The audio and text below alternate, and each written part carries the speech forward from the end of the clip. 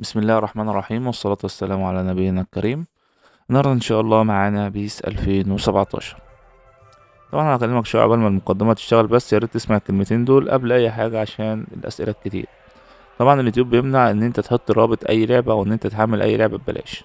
تمام، دي حاجة معروفة ومفروغ منها، بس في ناس كتير مش عارفاها وبتقعد تسأل كتير في حوار اللينك مش اللينك. اللينكات اللي تبقى موجودة تحت في الفيديو في الوصف هتكون لينك الجروب بتاع الفيس بتاعنا عشان اي اسئله او اي مشاكل في اي لعبه عندك. تمام، وعندك جروب الموقع، عندك الموقع بتاعنا، وعندك الموقع بتاعنا تحت برضو في الديسكريبشن. وعندك الحاجه الاخيره طبعا صفحه الفيس او حتى قناه التليجرام لو حابب تسال على اي سؤال. فانت عندك اي سؤال هتخش على الجروب بتاعنا، عاوز اي حاجه تخش على الموقع، في اي استفسار هتلاقي برضو على الصفحه بوست لي. ولو عندك اي مشاكل في اي لعبه بخصوص اي حاجه يا ريت تسيبها لنا على الجروب. نخش في اللعبه على طول. دي اللغه، نختار العربي. تحركات اللاعب ما بين الانالوج اللي هو البار في مصر او الزراير، تختار اللي انت عاوزه والعب بيه. بعد كده بنرجع ندوس اوكي بعد ما نختار الحاجه اللي احنا عاوزينها.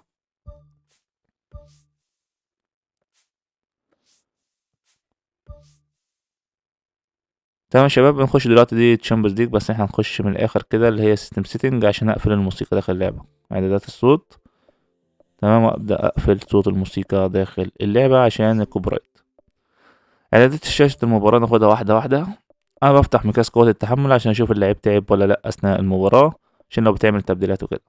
اسم اللعبه اللي تتحكم فيه الكمبيوتر اللي انت عاوز تشغلها او لا دي بتاعتك. الصوت زي ما انت شايف كده بتظبط الصوت براحتك، اهم حاجه صوت المعلق، والباقي كله بتوطيه عادي وظبط براحتك. يعني الصوت انا بحب ايه زي ما انت قدامك كده، انا بحب اظبطها نفس الحوار كده، حابب نفس الكلام. تمام، عندك اراء تانية؟ مية مية. بعد كده سرعة اللعبة عندي بطيئة بخليها بلس واحد او بلس اتنين اللي هي زائد واحد او زائد اتنين. اللعبة عندي كويسة بخليها صفر. اللعبة عندي سريعة جدا بخليها ماينس واحد او ماينس اتنين او سالب واحد يعني وسالب اتنين. فانا اخليها اتنين عشان بتبقى كويسة ببيس 2017. بقفل الاهتزاز لو الدراع فيه اهتزاز اصلا. النص داخل اللعبة عندك تلاتة، عربي وانجليزي، ولغة التعليق عندك عربي وانجليزي، فاختار اللي تحبه والدنيا تمام. الناس اللي بتحس بشوية لاج ممكن تختار انجليزي، اللعبة تظبط معاهم. عندك هنا اوبشنز، بيانات الشخصية. دول 32 بني ادم، داتا لكل بني ادم، خططه، بيلعب انالوج ولا بيلعب زراير، ما بيشغل المستوى واحد او مستوى اتنين. يعني هنا مثلا أنا هكتب اسمي وليكن عبد السلام. تمام، اعدادات التوجيهات اللي احنا قلنا عليها، هلعب زراير ولا هلعب باور. تمام، على حسب ما انت مختار.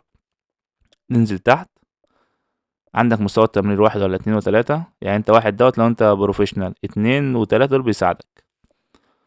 هنا عندك برضو التحكم في الكرات البتاع، ممكن تخلي دي عادي، يعني انت تيجي تشوت في ضربة حرة تبقى في نفس الاتجاه مش تبقى عكس الاتجاه. عندك كده ممكن نعمل ايه بعد كده.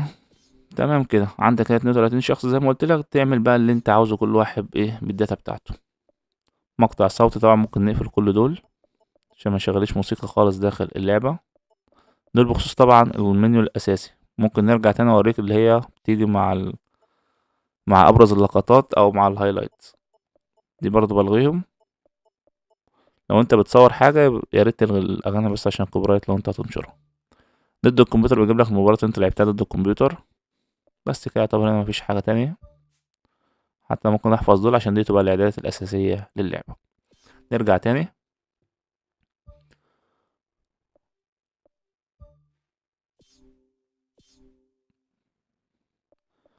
ريبلي جاليري او اللي هو المعرض مفهوش اي حاجة، دي الاهداف اللي انت بتسيفها.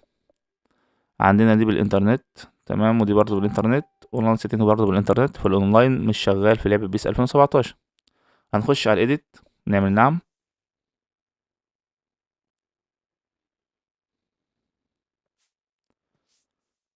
تمام، عندك هنا تعدل على اللاعبين، فرق، مدير فني، اختيار فريق وطني للاعب انت عامله او حتى مثلا ميسي تخليه في مصر، انتقال لعيب من فرقة لفرقة.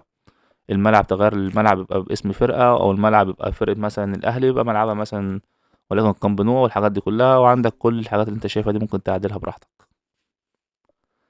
تريننج اللي هي تدريبات فملهاش اشرح فيها يعني. بيكم ليجند او كون اسطورة، بتصنع لعيب وتخليه اسطورة من اساطير كرة القدم. مستر ليج بتعمل فرقة وتطلع بيها لحد ما توصل بيها لكل البطولات وتفوز بيها. ماي كلاب بالانترنت. AFC كان اللي هي دوري ابطال اسيا، تلعبها عادي، احنا مش هنخش على الشامبيونز ليج اهم حاجه، وهنا اليوروبا ليج، وعندك هنا اليوفا تشامبيونز ليج او دوري ابطال اوروبا. خش عليها، نعمل جديد عشان اوريك بس شكل البطوله من جوه. انا المستخدم واحد، تمام. اختار اي فرقه. زي ما انت شايف ده دور المجموعات، بتلعب دور المجموعات لحد بقى دور ال16 ودور ال6، تبع كده دور ال8 ولحد ما توصل لنهائي البطوله.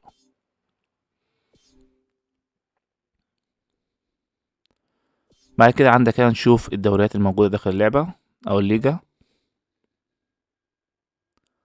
طبعا كل البطولات المترخصة هتلاقيها هنا، الدوري الإنجليزي قسم أول وتاني، الدوري الإيطالي، الدوري الأرجنتيني، الدوري التشيلي، دوري كونامي دوت حاجة إيه مخصوص كده أنت بتعملها. عندك كل الدوريات الأسباني، طبعا كل الدوريات الموجودة والفرنسي، فعيش مع نفسك كده وخلي الدنيا معاك براحة. هنا الكاسات، نشوف برضو الكاسات داخل اللعبة. بطولة أمريكا الجنوبية، كأس العالم، كأس أوروبا، كأس أمريكا، وكأس آسيا، تمام، وكأس أفريقيا، وكأس كونامي. أنا بشرح لك كل ده عشان الناس اللي أول مرة تحمل لعبة أو أول مرة تشوف اللعبة أساسا. اونلاين كومبيتيشن ديت بالانترنت، قلنا الانترنت مش موجود في بيس 2017. كل اللي قدامك ده برضه بالاونلاين، فهنخش على بلاي ماتش عشان نلعب مباراة استعراضية او مباراة ودية. نبدأ بقى نخش على الفرق او الاسامي الفرق المختلفة. نعمل لها ارسنال، تمام. عندك هنا اول حاجة لندن FC اللي هي تشيلسي. بعد كده ليفربول، تمام. مان بلو اللي هي مانشستر سيتي او مان سيتي. مان ريد اللي هي مانشستر يونايتد او مان يونايتد. نورث ايست لندن اللي هي توتنهام. الدوري الفرنسي مفهوش اي مشكلة. الدوري الإيطالي فيه بس بي إم بلاك وايت اللي هي يوفنتوس، تمام. وباقي الفرق تمام، أنا بجيب لك بس إيه، بحاول أسرع على قد ما أقدر وأجيب لك الحاجات المختلفة. الدوري الأسباني تمام، ما عدا طبعا ريال مدريد اللي هي ام دي واي بتبقى بتساوي ريال مدريد. وهنا طبعا كل الحاجات دي ممكن تتحل بباتش، الشعارات واللبس وكل الحاجات اللي داخل اللعبة دي تتحل بباتش عادي. هنا اف سي اللي هو دوري أبطال آسيا، هتلاقي فيه طبعا الفرق السعودية لو أنت بتحب تلعب بيها، مثلا عندك الجيش والأخوية، وعندك هنا الأهلي، وعندك الهلال، وعندك الاتحاد، وعندك النصر. عندك فرق كتير ممكن تلعب بيها، والعين موجودة، وكل الفرق اللي ممكن تتخيلها موجودة في بيس 2017 من غير باتشات. هنا الفرق الكلاسيكية اللي هنبدأ نجرب بيها. طبعا قلنا الباتشات بتحل كل المشاكل في الشعارات والأوجه وكل حاجة. نزل باتش محترم هيظبط لك اللعبة 180 درجة، تبقى 100 100. إعدادات المباراة بخليها نجم متميز، دي أعلى حاجة، تمام. عندك أقل حاجة مبتدئ وأعلى حاجة نجم متميز. الوقت بتختار زي ما أنت حابب. انا بشغل هنا الوقت الاضافي، لا بقفله بس شغله عادي لو انا بلعب عادي، بس انا عشان بصور هخليه ضربات الجزاء بس عشان نشوف ضربات الجزاء داخل الفيديو. احب اعمل كرة عشوائي عشان كل مرة كرة مختلفة ونفس الحوار الملعب. ليلة لطيف والشتاء، تمام. نبدأ نعمل ضربة البداية عشان نخش نشوف الفرق ما بين الماتش العادي وماتش دوري ابطال اوروبا. نخش ضربة البداية من الاتنين مع بعض كده. هسيبك بقى مع التعليق عشان تشوف الفرق ما بين الاتنين.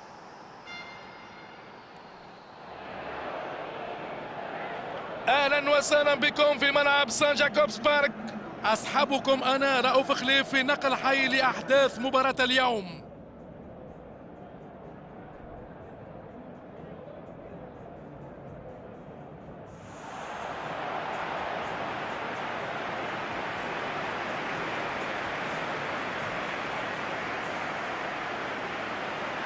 ومع التمهيد الاروع لاي مباراة، الموسيقى الرسمية لدوري ابطال اوروبا.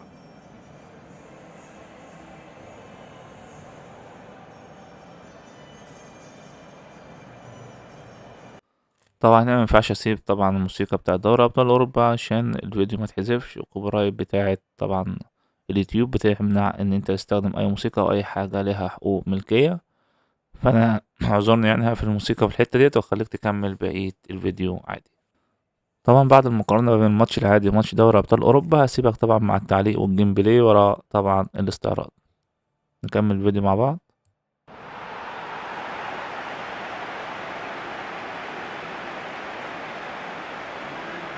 وتشكيل مباراة اليوم: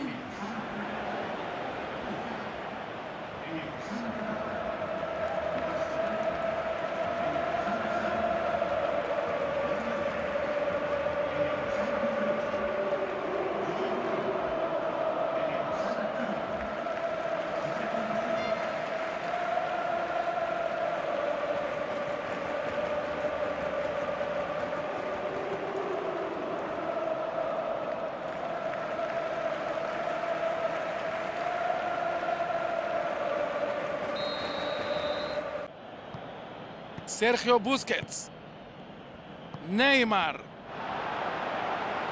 لديه الفرصة، مراوغة رائعة، تسديدة إلى المرمى. أوه، كرة ولا أحلى، كرة ولا أجمل، جول داخل. نيمار، هذه كرة تدخل المرمى وجول. ينطلق إلى منطقة الجزاء ويلعبها الساقطة، كرة في المرمى، جول. يقرر لاعب كرة نحو خط الوسط، يحاول تمريرها عبر الدفاع، كرة طولية إلى الأمام، سيسدد والكرة داخل الشباك.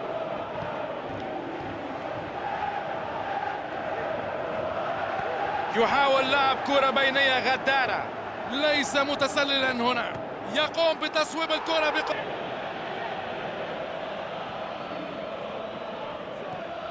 فاتت ومرت ووصلت إليه، هذه كرة إلى الشباك ويضعها في المرمى للمنطقة الأمامية. بنزيما أحسن بالتحرك إلى الكرة البينية لكن لم يتمكن من تسديدها. هدف رأي دراما كروية حقيقية، لم ينجح أي فريق في التسجيل مع وجود حالة رضا لدى الفريقين عن المجهودات المبذولة إلى نهاية المباراة. ومع انتهاء وقت المباراة دون أن يتحدد الفائز سيلجأ الفريقان إلى ركلات الترجيح، ونعرف أنه حتى أكثر اللاعبين خبرة يشعر بالضغوط في مثل هذه. سددها بقوة، ارتمى الحارس في الاتجاه المعاكس، ضربة مذهلة، تصدي رائع، تألق الحارس في إنقاذ تلك الكرة ويستحق الإشادة من زملائه، والفريق يضاعف الفارق.